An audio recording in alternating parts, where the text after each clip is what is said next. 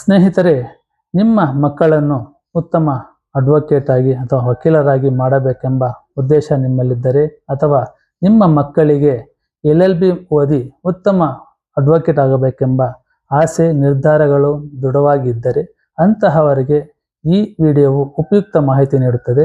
ದಯವಿಟ್ಟು ಎಲ್ಲರೂ ಈ ವಿಡಿಯೋ ಅಂತ ನೋಡುತ್ತಿರುವ ಎಲ್ಲರೂ ತಕ್ಷಣವೇ ನಮ್ಮ JVM ಕನ್ನಡದಲ್ಲಿ ಕಾನೂನು ಅರಿವು ಚಾನಲನ್ನು ಸಬ್ಸ್ಕ್ರೈಬ್ ಮಾಡಿಕೊಳ್ಳಿ, ಬೆಲ್ ಬಟನ್ ಒತ್ತಿ, ಆಲ್ ಎಂದು ಒತ್ತಿ ಹಾಗೂ ಲೈಕ್ ಮಾಡಿ ಮತ್ತು ಈ ವಿಡಿಯೋವನ್ನು ತಮ್ಮ ಸಂಬಂಧಿಕರಿಗೆ, ತಮ್ಮ ಗೆಳೆಯರಿಗೆ, ಮಿತ್ರರಿಗೆ ಹಂಚಿಕೊಳ್ಳಿ. ಈ ನಿಟ್ಟಿನಲ್ಲಿ ನಮ್ಮ ಸಮಾಜದಲ್ಲಿ ಪ್ರತಿಯೊಬ್ಬರೂ ತಿಳಿದುಕೊಳ್ಳಲೇಬೇಕಾದ ಉತ್ತಮ, ಅತ್ಯಂತ ಮುಖ್ಯವಾದ ಜ್ಞಾನ ಎಂದರೆ ಅದು ಕಾನೂನು ಜ್ಞಾನ. ಏಕೆಂದರೆ ನಮ್ಮ ಜೀವನದ ಪ್ರತಿಯೊಂದು ಹಂತದಲ್ಲೂ ಭೂಮಿ ಖರೀದಿ, ಒಪ್ಪಂದಗಳು, ಕುಟುಂಬ ವಿವಾದಗಳು, ಉದ್ಯೋಗ, ಸೈಬರ್ ಸಮಸ್ಯೆಗಳು, ಎಲ್ಲೆಲ್ಲೂ ಕಾನೂನು ನಮ್ಮ ಜೊತೆ ಇರುತ್ತದೆ. ಆದರೆ ಸಮಸ್ಯೆ ಏನೆಂದರೆ ಬಹುತೇಕ ಜನರಿಗೆ ತಮ್ಮ ಹಕ್ಕುಗಳು ಮತ್ತು ಕಾನೂನುಗಳ ಬಗ್ಗೆ ಸ್ಪಷ್ಟ ಅರಿವು ಇರುವುದಿಲ್ಲ. ಈ ಅರಿವಿನ ಕೊರತೆಯೇ ಅನ್ಯಾಯಕ್ಕೆ ಕಾರಣವಾಗುತ್ತದೆ. ಆದರೆ ಒಬ್ಬ ವ್ಯಕ್ತಿಗೆ ಸ್ವಲ್ಪ ಮಟ್ಟಿಗಾದರೂ ಕಾನೂನು ಜ್ಞಾನ ಇದ್ದರೆ ಅವನಲ್ಲಿ ಆತ್ಮವಿಶ್ವಾಸ, ಧೈರ್ಯ ಮತ್ತು ನ್ಯಾಯದ ಅರಿವು ಹೆಚ್ಚಾಗುತ್ತದೆ. ಅವನು ಸುಲಭವಾಗಿ ಯಾರಿಂದಲೂ ಮೋಸ ಹೋಗುವ ಸಾಧ್ಯತೆ ಇರುವುದಿಲ್ಲ ಮತ್ತು ತನ್ನ ಹಕ್ಕುಗಳನ್ನು ಕಾಪಾಡಿಕೊಳ್ಳಲು ಸಾಧ್ಯವಾಗುತ್ತದೆ ಮತ್ತು ಸಮಾಜದಲ್ಲಿ ಗೌರವವನ್ನು ಕೂಡ ಪಡೆಯುತ್ತಾನೆ. ಇದೇ ಕಾರಣಕ್ಕೆ ನಾವು ಕಾನೂನು ಜ್ಞಾನವನ್ನು ಪಡೆದುಕೊಳ್ಳಬೇಕು. ಅಂದರೆ ಕೇವಲ ಪುಸ್ತಕ ಓದುವುದರಿಂದ ಸಾಕಾಗುವುದಿಲ್ಲ, ಪ್ರಾಯೋಗಿಕವಾಗಿ ಕಲಿಯಬೇಕು, ಕೋರ್ಟುಗಳನ್ನು ಅರ್ಥ ಮಾಡಿಕೊಳ್ಳಬೇಕು, ಡ್ರಾಫ್ಟಿಂಗ್ ಕೌಶಲ್ಯವನ್ನು ಅಭಿವೃದ್ಧಿಪಡಿಸಬೇಕು ಹಾಗೂ ತಂತ್ರಜ್ಞಾನವನ್ನು ಅಂದರೆ AI ಕಂಪ್ಯೂಟರನ್ನು ಬಳಸಬೇಕು. ಇದನ್ನು ಸರಿಯಾಗಿ ಮತ್ತು ವ್ಯವಸ್ಥಿತವಾಗಿ ಕಲಿಯಬೇಕಾದರೆ LLB ಪದವಿಯೇ ಅತ್ಯುತ್ತಮ ಮಾರ್ಗವಾಗಿದೆ. ಇದು ಕೇವಲ ಒಂದು ಡಿಗ್ರಿ ಅಲ್ಲ, ಇದು ವ್ಯಕ್ತಿಯನ್ನು ನ್ಯಾಯದ ಪರ ನಿಲ್ಲುವ ಶಕ್ತಿಯುತ ವ್ಯಕ್ತಿಯಾಗಿ ರೂಪಿಸುತ್ತದೆ. ಆದ್ದರಿಂದ ಇಂದಿನ AI ಯುಗದಲ್ಲಿ ಕಾನೂನು ಜ್ಞಾನ ಹೊಂದಿರುವುದು ಒಂದು ಆಯ್ಕೆ ಅಲ್ಲ, ಅದು ಅಗತ್ಯ. ಮತ್ತು ಈ ಜ್ಞಾನವನ್ನು ಬಳಸಿಕೊಂಡು ನಾವು ನಮ್ಮ ಜೀವನವನ್ನಷ್ಟೇ ಅಲ್ಲ, ಸಮಾಜವನ್ನು ಉತ್ತಮ ದಾರಿಗೆ ಕೊಂಡೊಯ್ಯಬಹುದು. ಈ ನಿಟ್ಟಿನಲ್ಲಿ ಕರ್ನಾಟಕದಲ್ಲಿ LLB ಕೋರ್ಸುಗಳ ಸಂಪೂರ್ಣ ವಿವರ ಇಲ್ಲಿ ವಿವರಿಸುತ್ತೇವೆ. ರಾಜ್ಯದಲ್ಲಿ ಕಾನೂನು ಶಿಕ್ಷಣ ಪಡೆಯಲು ಮುಖ್ಯವಾಗಿ 2 ವಿಧದ LLB ಕೋರ್ಸುಗಳು ಲಭ್ಯವಿದ್ದು, ಮೊದಲನೆಯದಾಗಿ ಪದವಿ ನಂತರ ಮಾಡುವ 3 ವರ್ಷದ LLB ಕೋರ್ಸ್ ಆಗಿದೆ. ಇದರ ಅವಧಿ 3 ವರ್ಷಗಳಾಗಿದ್ದು BA, BCom, BSc ಅಥವಾ ಯಾವುದೇ ಈಗ ತಿದ್ದುಪಡಿಯಾಗಿರುವಂತೆ ಯಾವುದೇ ಇಂಜಿನಿಯರಿಂಗ್ ಪದವಿ ಕೂಡ ಪದವಿಯಲ್ಲಿ ಕನಿಷ್ಠ 45% ಅಂಕಗಳೊಂದಿಗೆ ಉತ್ತೀರ್ಣರಾದ ಅಭ್ಯರ್ಥಿಗಳು ಪ್ರವೇಶ ಪಡೆಯಬಹುದು ಮತ್ತು ಇದು ಪದವೀಧರರಿಗೆ ಅತ್ಯಂತ ಸೂಕ್ತವಾಗಿದೆ. ಎರಡನೆಯದಾಗಿ PUC ನಂತರ ನೇರವಾಗಿ ಸೇರುವ 5 ವರ್ಷದ integrated LLB ಕೋರ್ಸುಗಳು BA LLB, BBA LLB, BCom LLB ಇದ್ದು ಇದರ ಅವಧಿ 5 ವರ್ಷಗಳಾಗಿದ್ದು 12ನೇ ತರಗತಿ ಅಂದರೆ PUC ಉತ್ತೀರ್ಣರಾದವರು ಅರ್ಹರಾಗಿರುತ್ತಾರೆ. ಈ ಕೋರ್ಸ್ ವಿದ್ಯಾರ್ಥಿಗಳಿಗೆ ಪ್ರಾರಂಭದಲ್ಲೇ ಕಾನೂನು ಶಿಕ್ಷಣದ ಜೊತೆಗೆ ಪದವಿ ಶಿಕ್ಷಣವನ್ನು ಒಟ್ಟಿಗೆ ನೀಡುತ್ತದೆ. ಸಾಮಾನ್ಯವಾಗಿ ಈ ಕೋರ್ಸುಗಳಿಗೆ ಪ್ರವೇಶವು ಮೆರುಗು ಆಧಾರಿತವಾಗಿದ್ದು ಅಥವಾ CLAT, NLSAT ಮುಂತಾದ ಪ್ರವೇಶ ಪರೀಕ್ಷೆಗಳ ಮೂಲಕ ನಡೆಯುತ್ತದೆ. ಆದ್ದರಿಂದ ವಿದ್ಯಾರ್ಥಿಗಳು ತಮ್ಮ ಗುರಿ, ಅರ್ಹತೆ ಮತ್ತು ಸಮಯವನ್ನು ಗಮನದಲ್ಲಿಟ್ಟು ಸೂಕ್ತ ಕೋರ್ಸ್ ಆಯ್ಕೆ ಮಾಡಿಕೊಳ್ಳುವುದು ಅತ್ಯಂತ ಮುಖ್ಯವಾಗಿದೆ.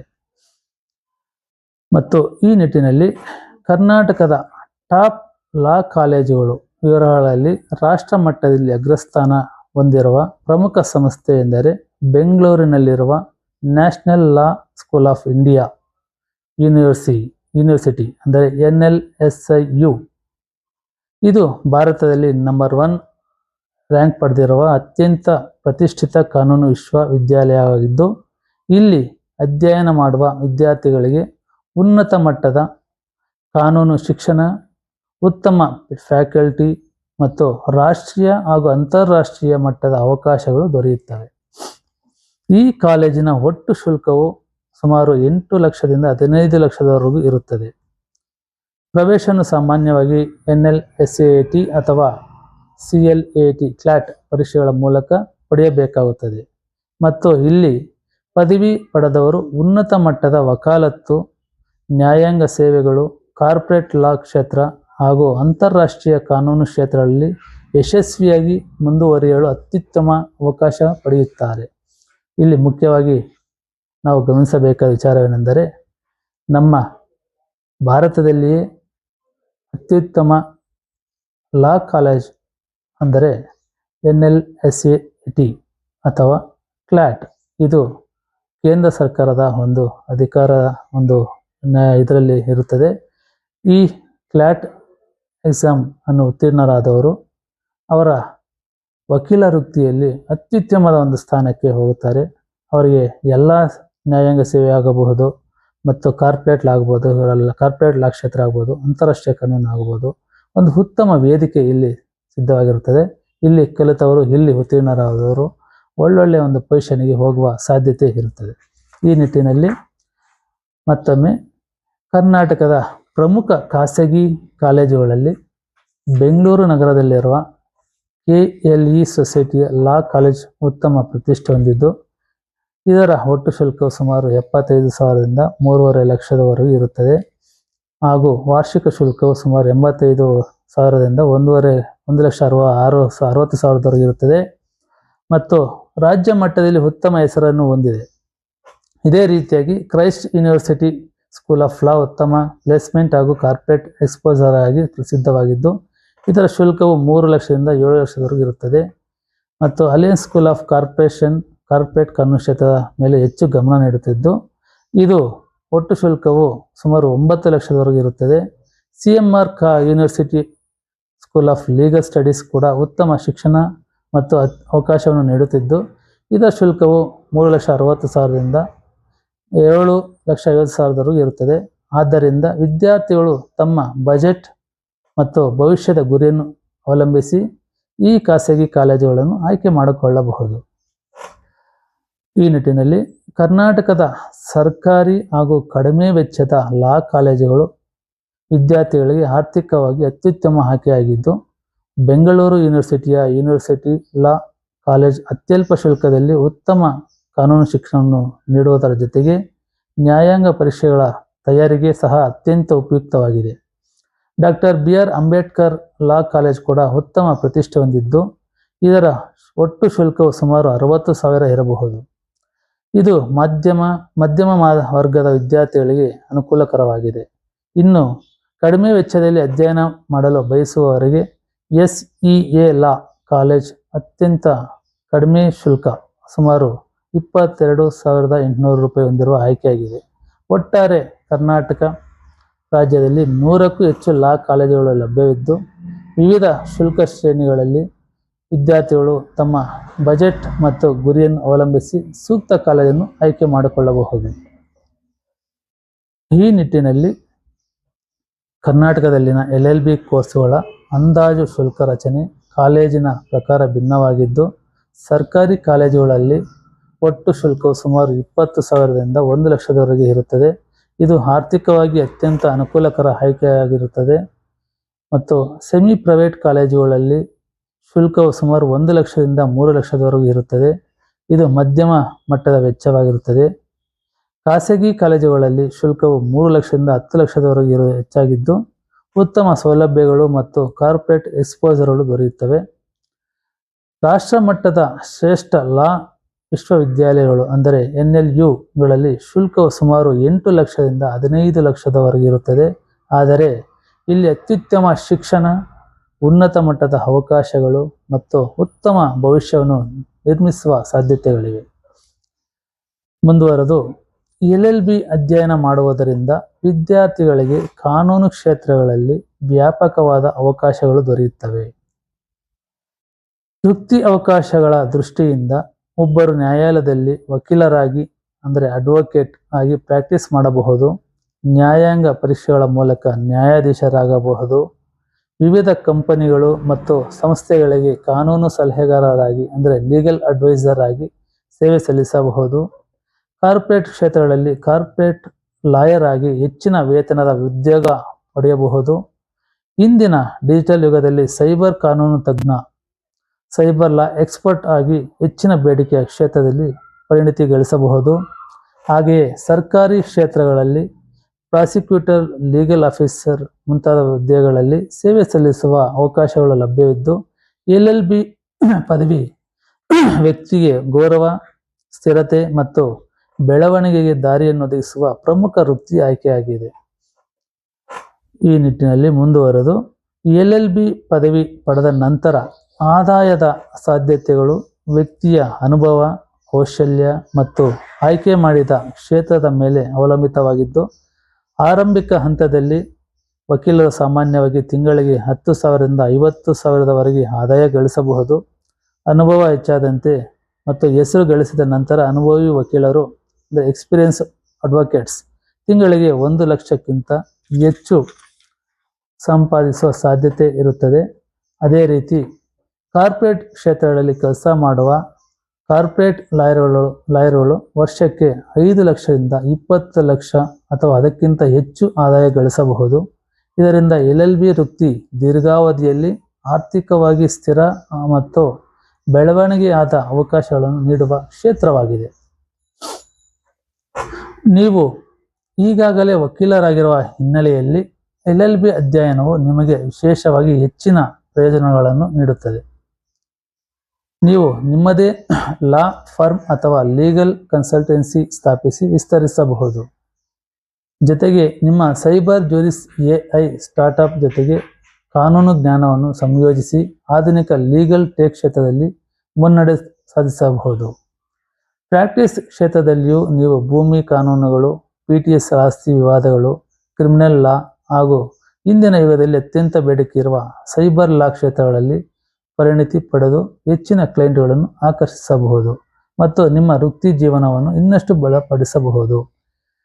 ಸ್ನೇಹಿತರೆ, ಮುಖ್ಯವಾಗಿ ಇಲ್ಲಿ ತಮಗೆ ವಿಚಾರ ತಿಳಿಸುವುದೇನೆಂದರೆ, LLB ಓದಿ LLB ಪಾಸ್ ಆದ ಮೇಲೆ ವಕೀಲ ವೃತ್ತಿ ಅಂದರೆ ಅಡ್ವೊಕೇಟ್ ವೃತ್ತಿಯನ್ನು ನಡೆಸುತ್ತಿರುವ ವಕೀಲರಿಗೆ ವಿಶೇಷವಾಗಿ ಹೆಚ್ಚಿನ ಪ್ರಯೋಜನಗಳು ಇರುತ್ತವೆ. ಅದನ್ನು ಹುಡುಕಿ ಅದರಲ್ಲಿ ತೀರ್ಮಾನಿಸಿ ಅದರಲ್ಲಿ ಒಬ್ಬ ಪರಿಣಿತಿ ಪಡೆದವರಿಗೆ ಮಾತ್ರ ಹೆಚ್ಚಿನ ಒಂದು ಆದಾಯ ಇದರಲ್ಲಿ ಬರುತ್ತದೆ. ಅದರಲ್ಲಿ ಮುಖ್ಯವಾಗಿ ವಕೀಲರಾದ ಮೇಲೆ ಅವರು ಸ್ವಂತ ಲಾ ಫರ್ಮ್ ಮಾಡಿಕೊಂಡಿದ್ದು ಅಥವಾ ಲೀಗಲ್ ಕನ್ಸಲ್ಟೆನ್ಸಿಯನ್ನು ಸ್ಥಾಪಿಸಿ ಮಾಡುತ್ತಿದ್ದರೆ, ಜೊತೆಗೆ ಸೈಬರ್ ಲಾ ಜೂರಿಸ್ ಬಗ್ಗೆ ಅವರಿಗೆ ಒಂದು ಉತ್ತಮ ಐಡಿಯಾ ಇದ್ದರೆ, ಅಂದರೆ ಅದರ ಬಗ್ಗೆ ತಿಳಿದುಕೊಂಡಿದ್ದರೆ, ಆ ಒಂದು ಕ್ಷೇತ್ರದಲ್ಲೂ ಕೂಡ ಉತ್ತಮ ಹಣ ಸಂಪಾದನೆ ಇರುತ್ತದೆ ಮತ್ತು ಪ್ರಾಕ್ಟೀಸ್ ಉತ್ತಮ ಒಂದು ಸಾಧನೆಯಾಗಿರುತ್ತದೆ. ಅದೇ ರೀತಿಯಲ್ಲಿ PTS ಆಸ್ತಿ ವಿವಾದಗಳು, ಕ್ರಿಮಿನಲ್ ಲಾ ಮತ್ತು ಈ ಕ್ಷೇತ್ರದಲ್ಲಿ ಉತ್ತಮ ಆದಾಯ ಇರುತ್ತದೆ.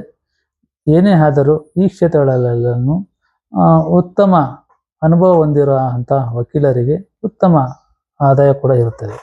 ಈ ನಿಟ್ಟಿನಲ್ಲಿ ಅತ್ಯುತ್ತಮ, ಯಾಕೆಂದರೆ ಇಲ್ಲಿ ಮುಖ್ಯವಾಗಿ ಹೇಳುವಂತಹ ವಿಚಾರ, PUC ಆದ ಮೇಲೆ LLB ಮಾಡಬೇಕು ಅನ್ನುವಂಥ ವಿದ್ಯಾರ್ಥಿಗಳಿಗೆ ಈ ಒಂದು ವಿಷಯವನ್ನು ತಿಳಿಸುವ ವಿಚಾರದಿಂದ ಅತ್ಯುತ್ತಮ ಲಾ ಕಾಲೇಜ್ ಆಯ್ಕೆ ಮಾಡುವ ಸರಳ ಮಾರ್ಗದರ್ಶಿಯಂತೆ ವಿದ್ಯಾರ್ಥಿಗಳು ತಮ್ಮ ಬಜೆಟ್ ಮತ್ತು ಭವಿಷ್ಯದ ಗುರಿಯನ್ನು ಆಧರಿಸಿ ಕಾಲೇಜು ಆಯ್ಕೆ ಮಾಡಿಕೊಳ್ಳುವುದು ಅತ್ಯಂತ ಮುಖ್ಯವಾಗಿದೆ. ಕಡಿಮೆ ಬಜೆಟ್ ಹೊಂದಿರುವವರು ಸರ್ಕಾರಿ ಕಾಲೇಜುಗಳಾದ ಡಾಕ್ಟರ್ ಅಂಬೇಡ್ಕರ್ ಲಾ ಕಾಲೇಜ್ ಮತ್ತು ಯೂನಿವರ್ಸಿಟಿ ಲಾ ಕಾಲೇಜುಗಳನ್ನು ಆಯ್ಕೆ ಮಾಡಬಹುದು. ಇವು ಕಡಿಮೆ ವೆಚ್ಚದಲ್ಲಿ ಉತ್ತಮ ಶಿಕ್ಷಣ ನೀಡುತ್ತವೆ. ಮುಖ್ಯವಾಗಿ ಗಮನಿಸಬೇಕಾದದ್ದು, ಲೋ ಬಜೆಟ್ ಅಂದರೆ ಹೆಚ್ಚಿನ ಕಾಲೇಜು ಶುಲ್ಕವನ್ನು ಭರಿಸಲು ಆಗದೇ ಇರುವಂತಹವರು ಉತ್ತಮ ಶಿಕ್ಷಣ ಪಡೆಯಲು ಸರ್ಕಾರಿ ಕಾಲೇಜಾದ doctor BR Ambedkar law college ಉತ್ತಮ ಒಂದು ಆಯ್ಕೆಯಾಗಿದೆ. ಆ ಕಾಲೇಜಿನಲ್ಲಿ ಈ ಪ್ರೈವೇಟ್ ಉತ್ತಮ ಕಾಲೇಜುಗಳಲ್ಲಿ ನೀಡುವಂತಹ ಶಿಕ್ಷಣವನ್ನೇ ಸರ್ಕಾರಿ ಡಾಕ್ಟರ್ BR ಅಂಬೇಡ್ಕರ್ ಅವರ ಕಾಲೇಜು ಯೂನಿವರ್ಸಿಟಿಯಲ್ಲಿ ನೀಡುತ್ತದೆ, ಸರ್ಕಾರಿ ಕಾಲೇಜಿನಲ್ಲಿ ನೀಡುತ್ತದೆ. ಅಲ್ಲಿಗೆ ನಿಮಗೆ ಕಡಿಮೆ ವೆಚ್ಚದಲ್ಲಿ ಉತ್ತಮ ಶಿಕ್ಷಣ ಪಡೆಯಬಹುದು. ಅದೇ ರೀತಿ ಮಧ್ಯಮ ಬಜೆಟ್ ಹೊಂದಿರುವಂತಹವರು KLE ಲಾ ಕಾಲೇಜ್ ಮತ್ತು CMR ಲಾ ಕಾಲೇಜ್ ಅಥವಾ ಕ್ರೈಸ್ಟ್ ಕಾಲೇಜ್ಗಳನ್ನು ಪರಿಗಣಿಸಬಹುದು. ಅಥವಾ ಇದೇ ರೀತಿ ಉತ್ತಮ ಕಾಲೇಜುಗಳು ಇನ್ನೂ ಬೇರೆ ಎಲ್ಲ ಇದ್ದಾವೆ. ಅದೇ ರೀತಿ ಇವು ಉತ್ತಮ ಗುಣಮಟ್ಟದ ಶಿಕ್ಷಣ ಮತ್ತು ಅವಕಾಶಗಳನ್ನು ಒದಗಿಸುತ್ತವೆ.